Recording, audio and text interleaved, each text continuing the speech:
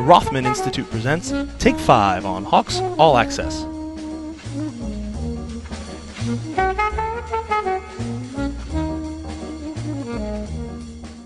Hawk fans, big day here on St. Joseph's All Access Take 5. It's our 100th episode. So we figured for your viewing pleasure, we'd bring in someone that would boost ratings, make a splash, if you will. Our guest of our last anniversary was Hawk head coach Phil Martelli, and he was nice enough to join us once again for our 100th episode. Phil, as always, good to see you. Matt, good seeing you, and on behalf of everybody involved with St. Joseph's basketball and St. Joseph's athletics, we wish you great luck with your marriage coming up here and the wedding ceremony and honeymoon, and we'll miss you, but we're delighted for you. Looking forward to having you there in a couple of days. Coming off of the season that you just went through, having the bullseye on your back after coming off of an Atlantic 10 title, biggest challenge for you personally, professionally, just the way you look at this season? Well, I don't really see it as a challenge for me. I think each year is its separate entity, and I will insist and resist anybody that says rebuilding. This is about building a team, a new team. You don't have the normal names. And the one thing that I would say that has been different is our practice sessions are a little bit longer, and our instruction has to be a little bit slower because the basketball IQ with regard to how I want to play, we have 6 guys on the court that have never experienced that. Sure. That's not even speak about guys who have to move up and take different roles. But that would be the biggest, and I don't see it as a challenge. I just see it as an opportunity. In terms of breaking in some of those new faces, the likes of James Demery, Markel Lodge, Shavar Newkirk, Obi Romeo, guys like that, biggest thing that you see as being most important in terms of? Well, I think their greatest attribute is that they're wonderful, wonderful teammates. They walk around as if they won the championship, which is a really positive way to approach it. They are really sponges. They want to take as much information as we can give them, whether it be on the court, off the court, in the weight room. And then they're trying to apply that every day. And I want that message that I've always lived by, that today's the most important day, and we have to improve. If we don't improve, somebody on our team improved, who's coming for your minutes, or somebody in our league or somebody on our schedule improved, and that puts us further behind. Off season for you, you got to take a couple of phone calls. Halil Kanisevic, now playing professionally over in Europe. Langston Galloway in camp with the Knicks. Ronald Roberts right here in town playing for the Philadelphia 76ers. Give us a feel for what that feeling's like as a head coach when that phone call comes that says, hey, Phil, or hey, coach, I made it, or I'm going to get a shot. Well, the phone call that I get from across campus that indicates that they've graduated, that's the best phone call that I can get. And then what I tell all of them is when they finish playing, for the 4 years that they're here playing, I'm going to be a parent. And I'm going to give them yes when yes is the right answer. I'm going to give them no when no is the right answer. It doesn't mean that I'm against them as a person, but I'm trying to get the best person that they are, the best student that they are, and the best player that they are out of them. And then once they graduate, I'm with them for life. So if it's to celebrate a marriage, if it's a birth of a child, if it's a new job, if it's an opportunity like the 3 guys that you mentioned, then I'm delighted to share that with them. And to be honest with you, I take that as an affirmation that we've done right. So on my phone are the text from Lang and from Ron and from Halil that indicates that they're taking that next step in their life. And they've gotten great advice. They listen to the right people. And I say a prayer every day that their dreams come true. Halil still texts even from Europe? He texts from Europe, and I can always tell the kind of mood that he's in by the tone of the text. And I have an appropriate answer when I need to. Switching gears a little bit, Philadelphia Eagles, we're staring at 5-1 here in Philly. And obviously we've grown accustomed and acclimated to the style of Chip Kelly at this point. Is this a playoff team?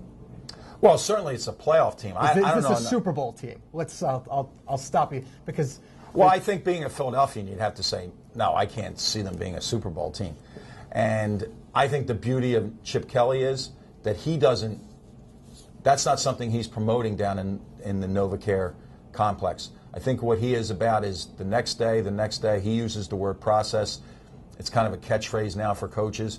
But I really believe that his greatest strength is that he focuses on the next game, formulates a plan for that next game, and he realizes that the only result that is acceptable is to win. So I'm fascinated by the guy, and he's done it in the city where everybody wants to know everything about you, and he's allowed nobody to know anything about him. The mystique is still there. Anything you take away from him that you can use and apply to your own work? Well, I like the speed. I mean, I love the pace. I think if you read, he's really engaged in everything about them, how much they sleep, how much they eat, what they eat. And I think to a certain degree, it sounds crazy, but it's easier on the professional level than it is on the college level. But I'm in tune with that. I'm in tune with nutrition. I'm in tune with length of practice. I'm in tune with pace of practice. Always have been big into pace of practice.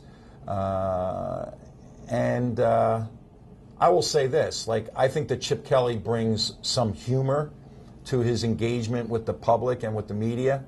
And I tried that and did it, and that's not where I am now anymore. I would rather just, here's what it is, so that it can't be blown out of proportion if you've made a tongue-in-cheek remark.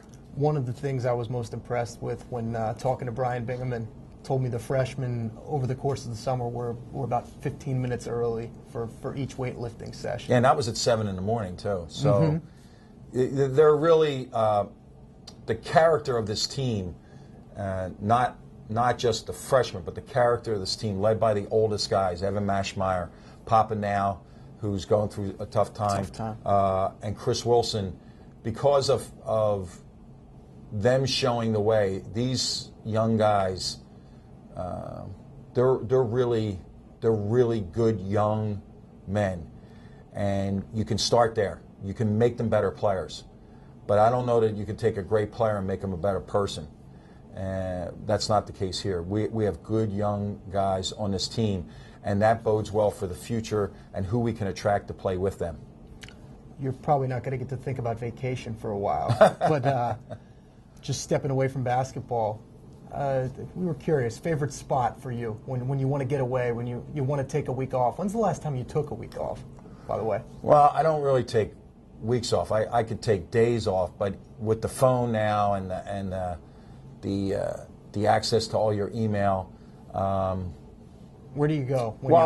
I'm favorable to South Jersey. I have a home in Avalon, and when I'm off, that's what I like to do. I like to be home and engage with my family because they sacrifice a lot. But I'm not a kind of a runner and racer. It's just, yeah, this is real comfortable for me. You were in Italy, not this past summer, but the one before. Where's a place that you haven't been that's still on the list, still on the bucket list? Wow, if you will? That's a really great question. Where do you want to go? My wife always wanted to go to Paris. We were able to take a vacation to Paris. Wow, one place that I would go that I haven't been, the Final Four. That works. With my team. I've been to the Final Four, but not with my team. I was going to say, you're there every year. I am. Good to see you. Great to see you. Congratulations and good luck. Thank you. Phil Martelli, of course, our guest on the 100th episode here of Take 5 on St. Joseph's All Access. And, of course, you can catch Coach and the rest of the Hawks this Friday night for Hawk Hysteria. Meet both the men's and the women's basketball programs. And, of course, raising the banner next month as well. The championship banner going up in Hagan Arena. The home opener will be November 14th against Fairleigh Dickinson. For Phil Martelli, Matt Martucci with you on St. Joseph's All Access. We'll see you next time.